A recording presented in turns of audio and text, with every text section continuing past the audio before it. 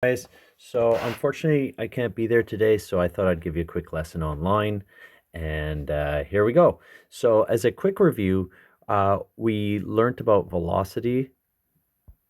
Um, we learned about velocity, and we said velocity is, first of all, we said it's a vector, so we draw a line on it, and it is the displacement divided by the time. And what does that mean? It means that velocity is d2 minus d1 divided by t2 minus t1. That comes from the fact that the delta means change in something, right? Which equals the whatever it is we're talking about, the final situation minus the initial situation, right? So if we're talking about delta temperature, we're talking about T2 minus T1, okay? So, and you did lots of work on that. You did lots of practice on that. And what does it mean? It means that, let's say I look at a number line, like a chart, and I have 0, and these are meters, let's say, okay? So this is like a map. And I have something that starts here and ends here, okay? So it starts there and it ends there. And what does that mean? It means that the location 1, so x1 is equal to 3, and x2 is equal to 7. That means that delta x, okay, is equal to the final minus the initial, which is 7 minus 3, which is equal to 4 meters. That's the distance traveled. If the time that this took, let's say somebody started at 4 o'clock and ended at 4:05, the delta t, delta t is small for time, capital is temperature, would be 4:05 minus 4 o'clock would equal 5 minutes.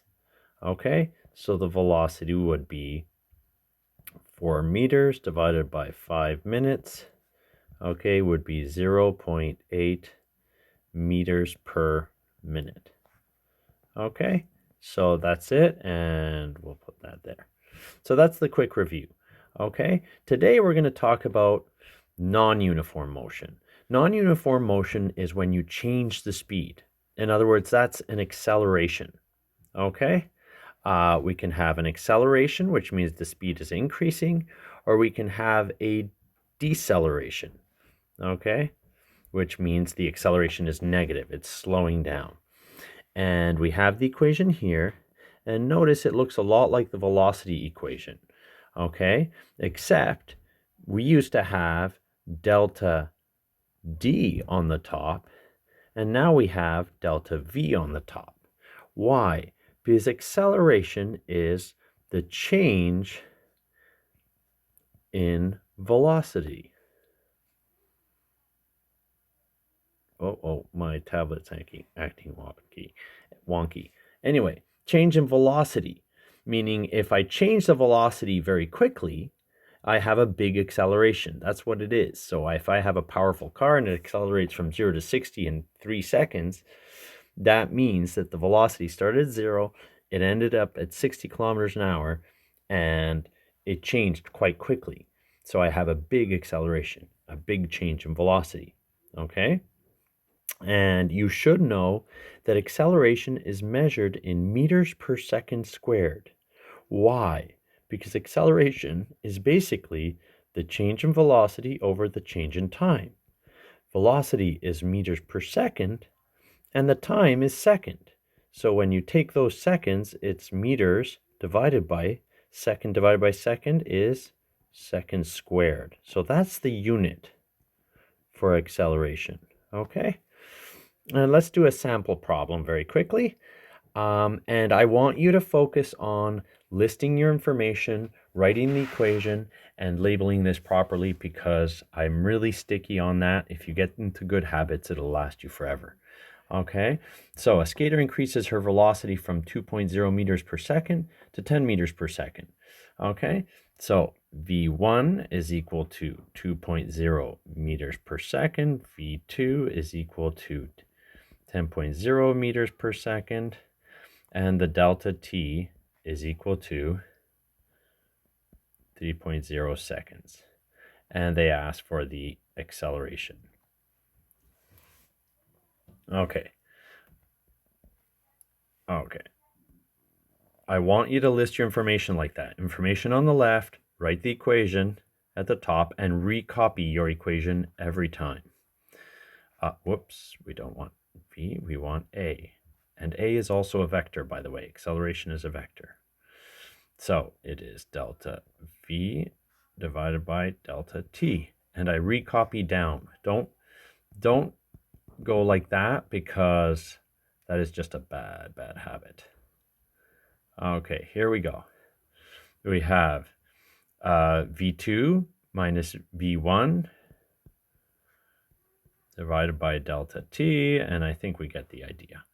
Okay, 10.0 meters per second minus 2.0 meters per second divided by 3.0 seconds is going to be 8.0 meters per second divided by 3.0 seconds. And notice how I'm recopying the equation each time. If I run out of space like this, what I do is I just write another line and I carry it over to the next column. And I get 2.7 meters per second squared. Okay, and that would be my answer. Okay, I hope that that explains that. Let's do the next example, and then the rest is up to you. Okay, so car accelerates at a rate of, so that's the acceleration. The original speed is V1. How many seconds? So that it's asking for time. Will it take for the car to reach a final speed of V2? Okay, so I list my information. Okay, A is equal to 3.0 meters per second squared. V1 is equal to 8.0 meters per second. V2 is equal to 25.0 meters per second. And delta T, is my unknown. Okay. I draw a line, I write my equations, and if we want, we can skip the deltas. And now I am going to move things around before I plug in numbers. Okay, so I'm going to, delta T is dividing, so it goes multiplying on this side. A will be timesing the delta T, so it goes dividing underneath. You should feel comfortable with this algebra. Okay, so I have 25.0 meters per second minus 8.0 meters per second divided by 3.0 meters per second squared. And if you calculate that, you should end up with, hopefully, 5.7 seconds. Okay, so I hope that explains this. You have a bunch of practice problems, and that's it for period 1. Okay, I hope that works.